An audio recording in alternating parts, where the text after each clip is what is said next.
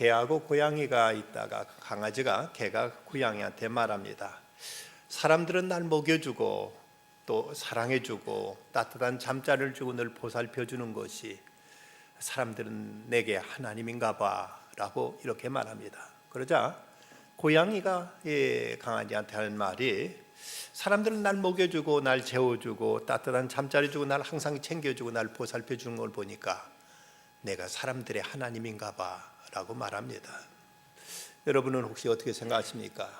모든 하나님 날 잘 보살펴주니까 하나님에게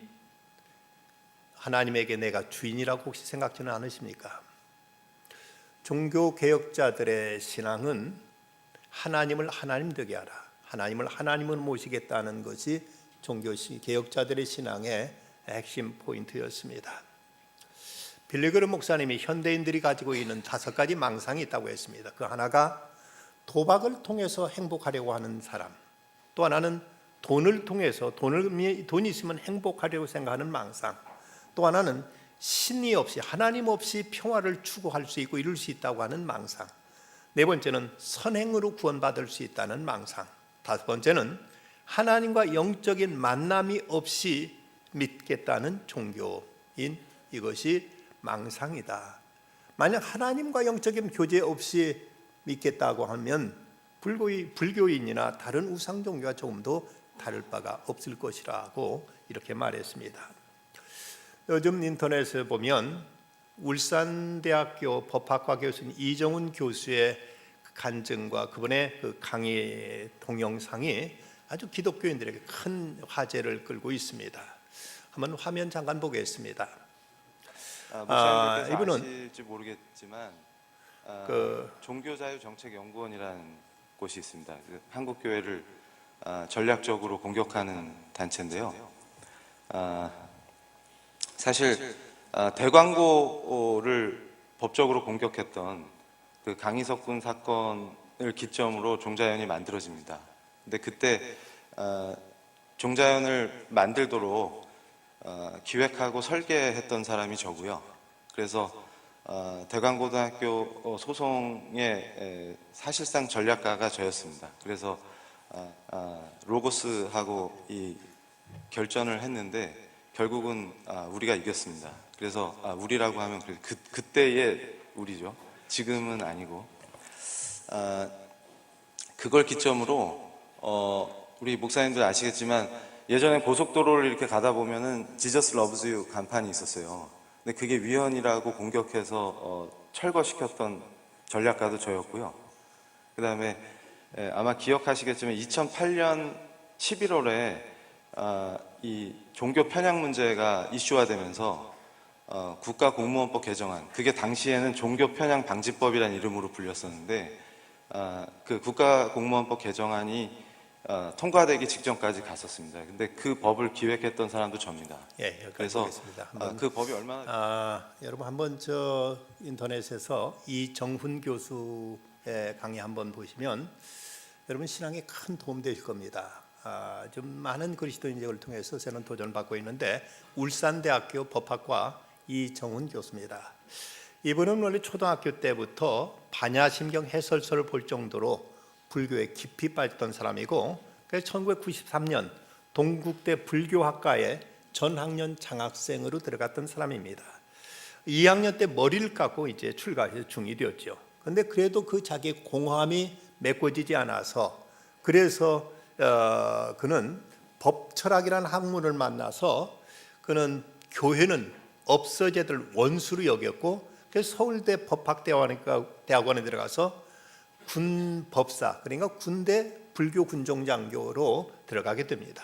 그래서 거기서 사찰을 지키도 하고 이제 거기서 열심히 사회 가다가 전역한 다음 사회 개혁을 위해서 이제 환속하게 되죠.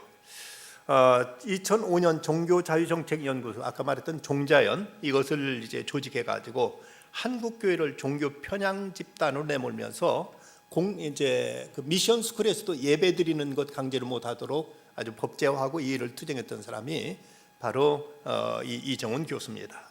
그리고 유명한, 아까도 언급됐습니다만 고려원단에서 저 고속도로 서울에서 저 지방 내려갈 때 우측에 내려올 때 좌측에 있던 Jesus loves you, 예수님은 당신을 사랑하십니다는 그 간판을 내리도록 헌법 소원 이제 투쟁을 벌여가지고 이걸 끝내 끌어내려 버리고 맙니다.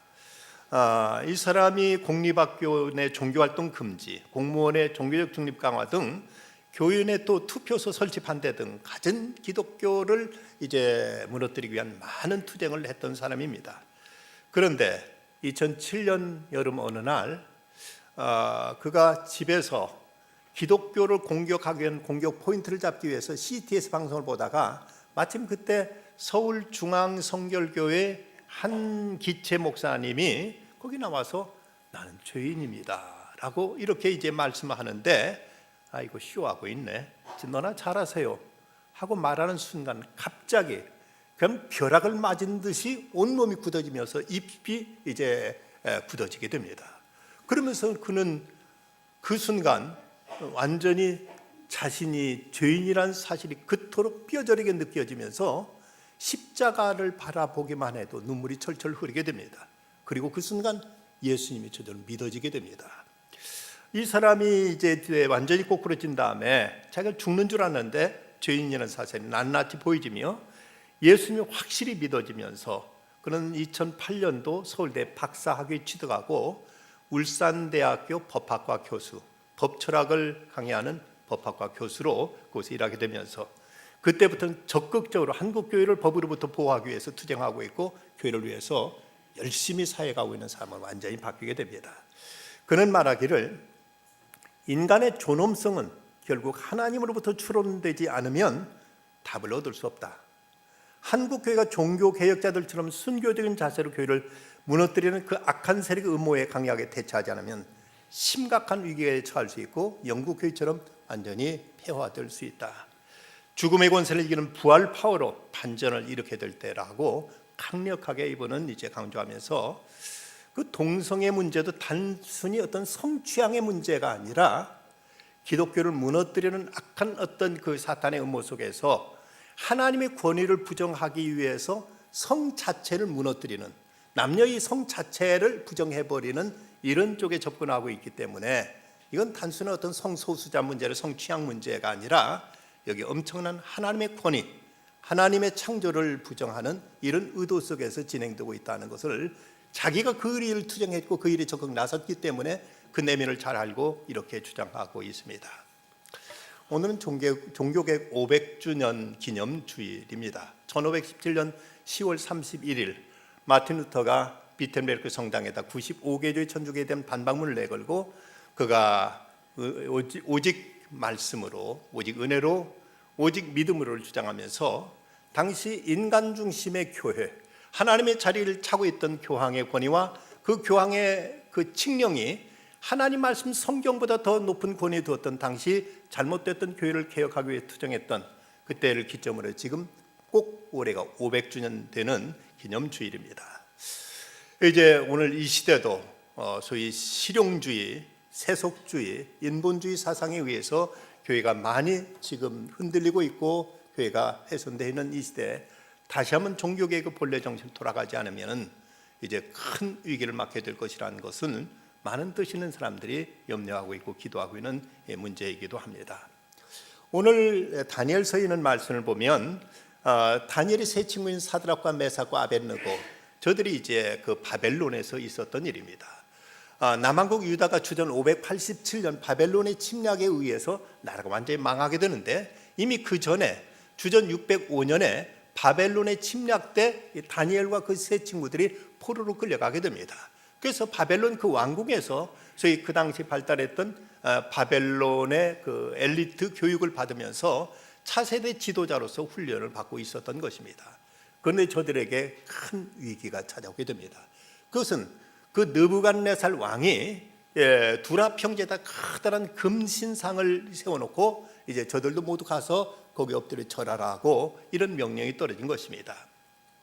저들은 지금 진퇴양난의 위기에 처해 있습니다. 우상에 절하는 분명 하나님께 금하신 것이고 그런데 만약 그 왕의 명령을 거역하고 절하지 않으면 자기들은 그 왕이 명령하기를 만약 내 지시를 거부하고 신상에가 절하지 않으면 뜨겁게 달궈놓은 풀무불 속에 집어 던져 넣겠다는 이런 엄명이 떨어지게 됩니다. 이런 위기 상황 속에서 사드락과 메삭과 아벳느고 이 세 사람은 하나님 앞에 절대적인 신앙을 고백하고 믿음으로 이 난국을 그들은 대처하는 모습을 오늘 성경 말씀을 통해서 보여주고 있습니다.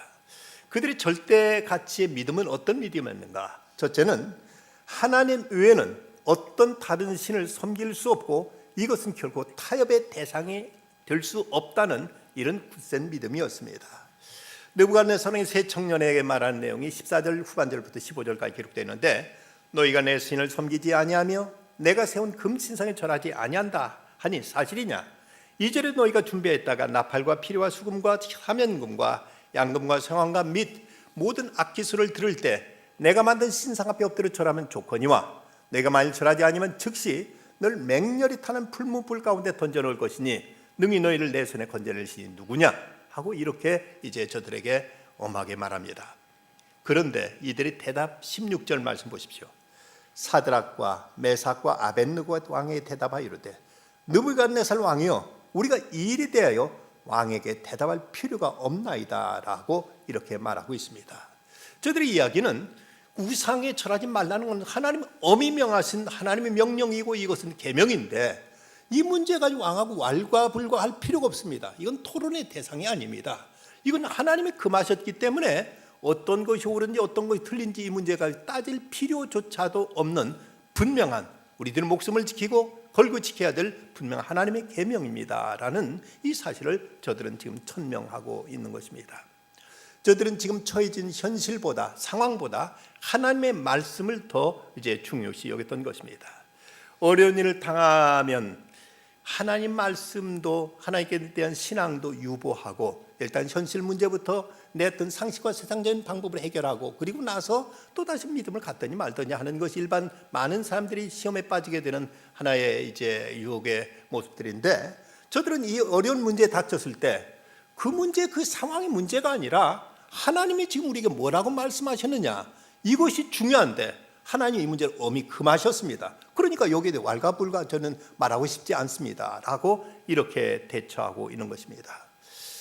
10계명 제2계명 우상에게 만들지 말고 거기 절하지 말라는 말씀을 저들은 철두철미하게 그대로 믿고 그대로 지키고 있었던 것입니다. 많은 사람들이 신앙의 생활에 실패하는 이유가 어떤 믿음의 초점을 두고 하나님 뜻을 먼저 찾기보다는 오늘의 현실과 상황을 먼저 고려하고 여기에 대해서 이제 어떻게 이제 적당한 선에서 말씀을 이제 디스카운트할 것인가, 바게인할 것인가 이렇게 생각하기 때문에 이제 신앙생활 하면서도 선명한 그리고 온전한 믿음으로 서지 못하는 이유가 바로 여기 있다고 생각합니다. 근데 분명한 것은 태초에 하나님의 말씀으로 천지를 창조하셨지 천지가 먼저 있은 다음에 말씀이 그 상황을 해석하기 위해 주어진 것이 아니란 사실입니다. 바로 여기에 우리의 신앙의 어떤 이제 기준점이 분명해야 될 것입니다. 세상 모든 만물이 하나님의 말씀에 의해서 창조되었기 때문에 모든 것은 말씀에 의해서 해석되고 말씀에 의해서 판단되고 결정되어야 될 문제지 지금 우리의 주어진 상황 그것을 어떻게 이제 이 상황에 의해서 말씀을 적당히 우리가 변조시키고 말씀을 적당히 이제 상황에 맞게 풀어갈 것이냐 하는 이것이 결코 아니라는 것이 지금 사드락과 메삭과 아벳느고가 가지고 있는 저들의 철저한 신앙의 고백이었던 것입니다. 사드락과 메삭과 아벳느고는 우상에 절할 수 없다는 것은 절대적인 문제였습니다.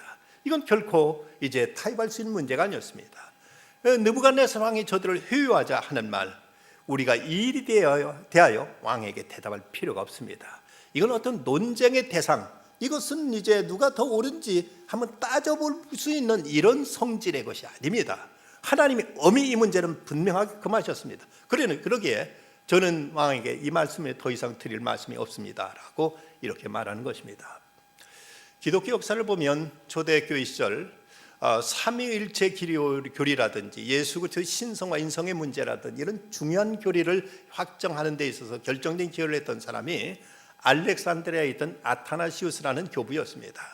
그런데 그 당시에는 아리우스라는 이단이 있었는데 이 아리우스는 얼마나 말을 교묘하게 잘하는지 사람들 누구도 그가 무슨 거짓말을 다 거의 빨려들 수밖에 없었고 그리고 또 어떤 사람이 말할 때 조금만 어떤 빈틈이 있으면 그걸 비집고 들어가서 그 사람 많이 꺾어버리는데 아주 대단한 탁월한 능력이 있었습니다.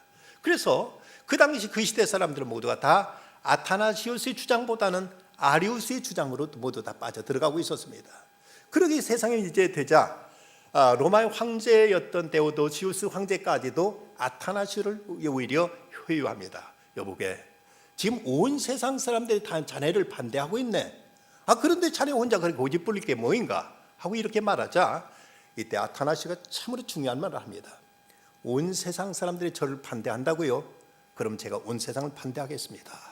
그럼 분연히 나서서 분명한 바른 기독교 교리를 세움으로 인해서 2000년 기독교 역사에서 하마터면 기독교 교회가 이단으로 흐를 뻔했고 잘못된 교리로 빠질 뻔했던 것을 이 분명한 목숨을 건 아타나시우스의 뚜렷한 신앙 자세가 2000년 기독교 역사 속에서 분명한 교리를 세우는데 결정적인 공헌을 할 수 있었던 것입니다.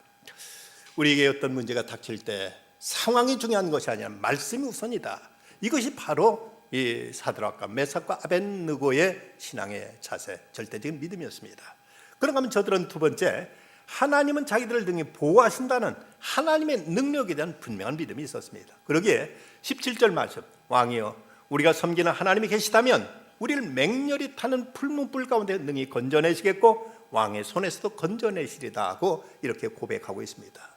왕이 저희를 풀문불에 던져넣는다고 할지라도 이제 걱정할 거 없습니다. 왜냐하면 하나님이 살아계시다면 우리가 하나님 말씀 지키기 위해서 풀문불에 들어가는데 그 하나님 왜 우리를 안 지켜주시겠습니까? 저는 걱정하지 않습니다 하고 이렇게 말하는 것입니다. 우리가 하나님 앞에 정당한 일을 한다면 하나님은 당신의 능력으로 우리를 지키시고 보호하시고 우리를 위기 가운데 건져줄 것입니다. 때는 질병에 처했을 때 우리를 병으로부터도 우리를 이제 고쳐줄 것이고 어떤 어려운 처지 가운데 있을 때 악령으로부터도 하나님 우리들을 보호하시고 당신의 사랑으로 능력으로 살펴줄 것입니다. 이사야서 43장 2절 말씀 보면 내가 물 가운데로 지날 때 내가 너와 함께 할 것이라. 강을 건널 때 물이 너를 침몰하지 못하게 할 것이며 내가 불 가운데로 지날 때 타지도 아니할 것이요 불꽃이 너를 사르지도 못하게 하리라고 말씀하신 말씀을 저들은 확실히 그대로 믿고 의심치 않았던 것입니다. 여러분에게도 이 믿음이 있으십니까? 내가 지금 하나님의 뜻 가운데 바로 행하고 있다면 하나님 우리를 어떤 위기 속에서도 어떤 어려움과 역경 속에서도 우리를 반드시 지켜주신다 하는 그 하나님의 능력을 여러분 과연 믿고 신뢰하십니까? 미국의 1979년 미스 아메리카로 당선된 셰릴 프레위트 양이 그가 1968년 아버지의 자동차를 타고 가다 그만 교통사고를 당하게 됩니다. 그의 왼쪽 다리가 크게 다쳐서 그만 왼쪽 다리가 마비되는 바람에 휠체어를 한동안 타고 다녀야 됐습니다.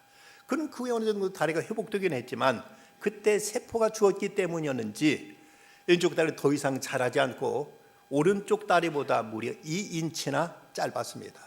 그래서 이제 그것이 그녀의 참 얼굴도 예쁘고 모든 게 다 이제 아름다웠는데 다리가 짧다 보니까 늘 그게 하나의 컴플렉스였습니다. 그런데 그녀가 1974년 10월 21일 미시시피주에 있는 잭슨시티에서 어떤 부흥회에 참석하게 됩니다. 한 300명가량 모였는데 거기서 이제 말씀을 듣고 뜨겁게 기도하던 순간 그 마음속에 하나님께 내 다리를 고쳐주시라는 이런 확신과 기대가 오게 됩니다.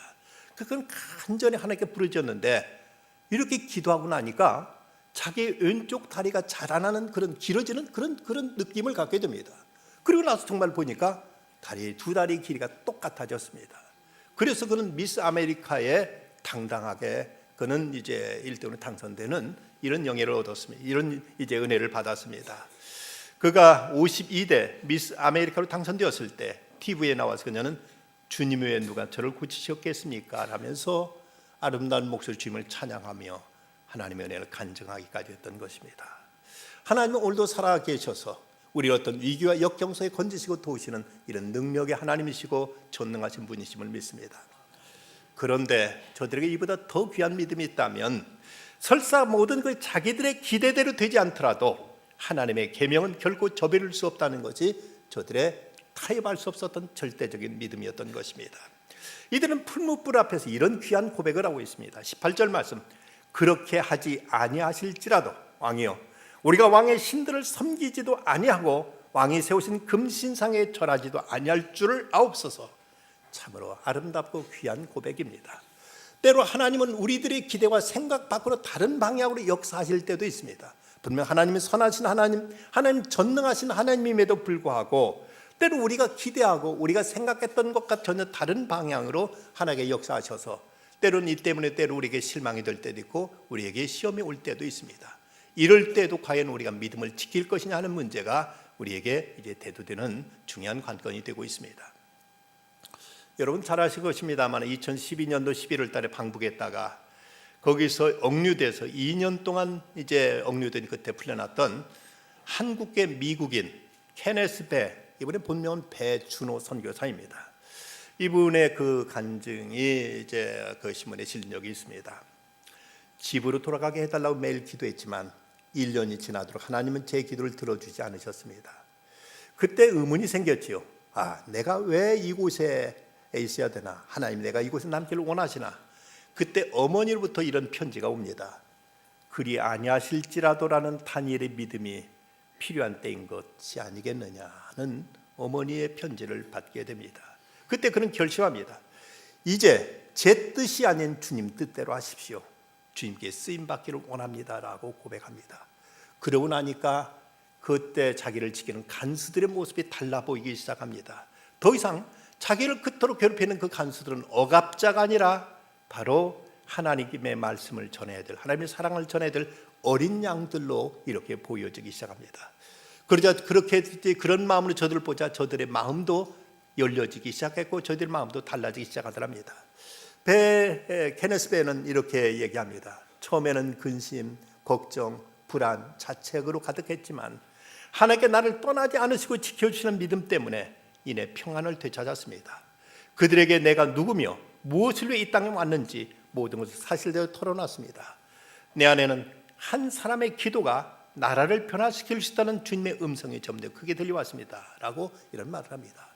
그렇지만 그는 국가 전복 그 혐의로 15년 노동교화형을 받게 되고 아침부터 밤까지 죽도록 중노동하며 영양실조로 병원을 수없이 드나들어야만 됐습니다. 그럼에도 그가 견딜 수 있던 유일한 이유는 바로 주님 때문이었습니다. 북한 당국자들이 매일 그한테 하는 말, 아무도 너를 기억하지 않는다. 너는 결코 집에 들어갈 수 없을 것이라고 이렇게 말했지만 배 선교사는 너를 잊지 않겠다는 하나님의 약속을 붙들고 그들의 회유와 그들의 협박을 이겨낼 수 있었습니다.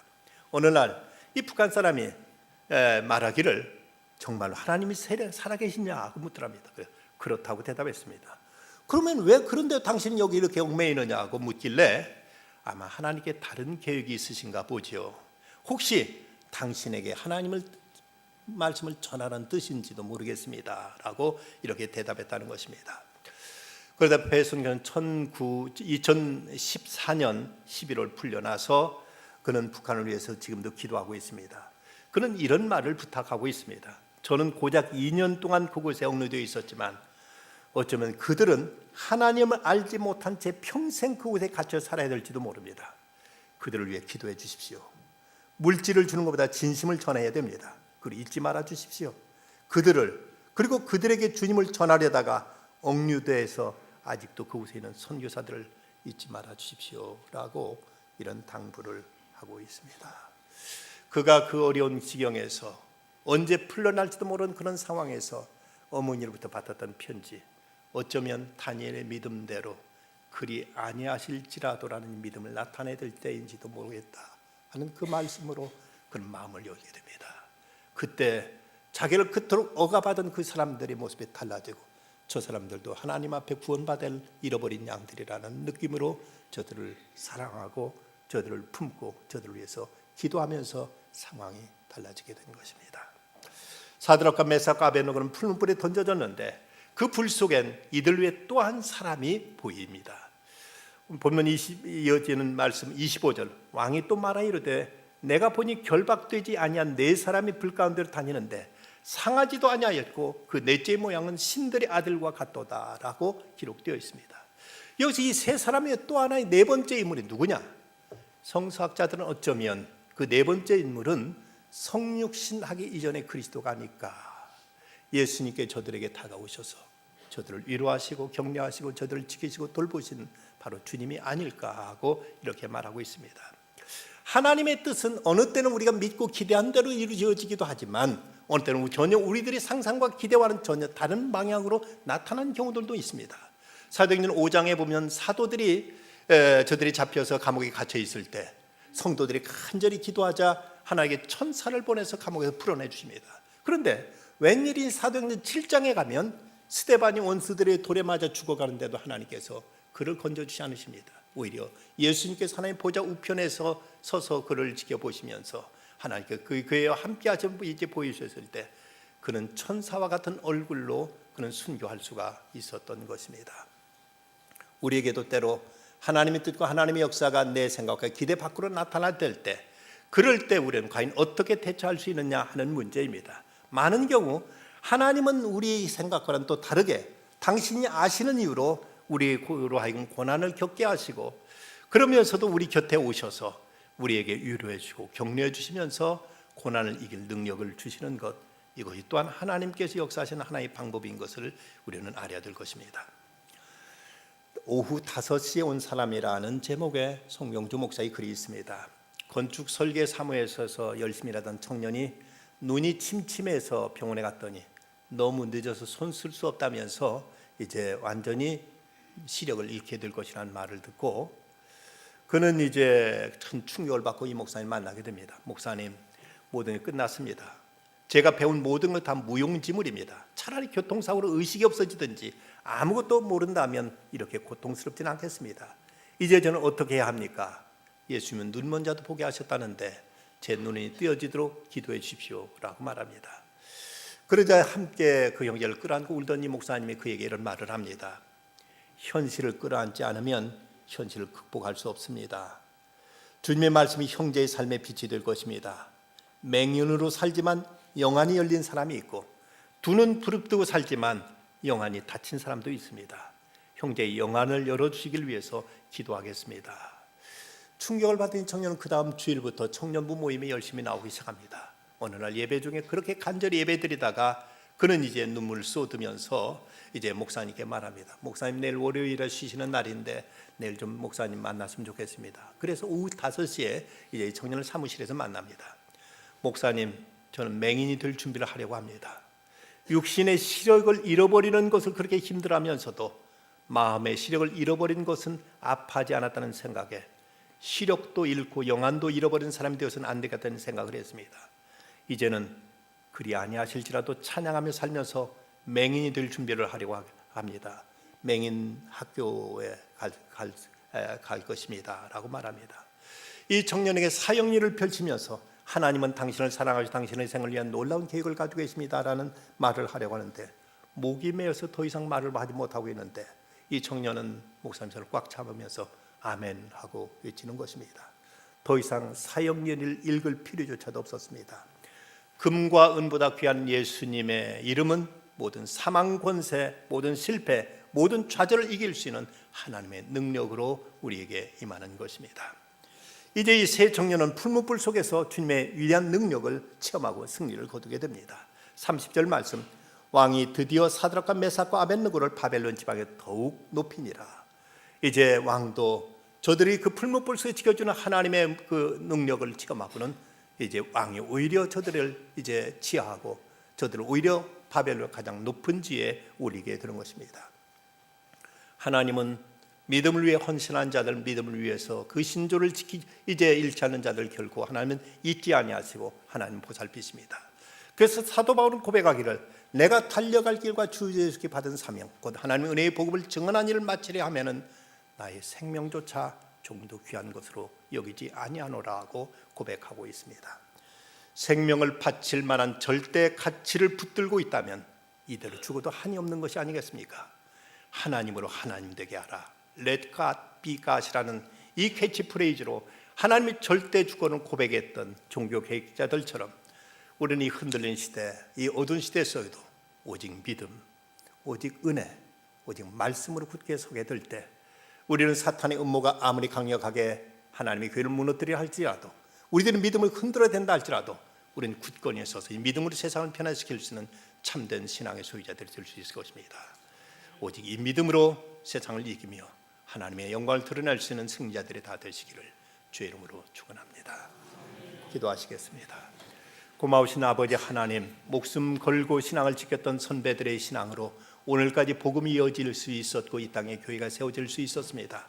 어느 때보다 영적으로 얻은 이 시대 속에서 다시 한번 이런 믿음의 결단과 고백이 필요한 때인 줄 믿사오니 주여, 저희들도 사드락과 메삭과 아벳느고처럼 그리하지 아니하실지라도 우리가 하나님 말씀과 약속을 믿고 믿음으로 힘차게 나아가는 믿음들이 다 되게 해 주시옵소서. 예수님의 이름으로 기도드리옵나이다. 아멘.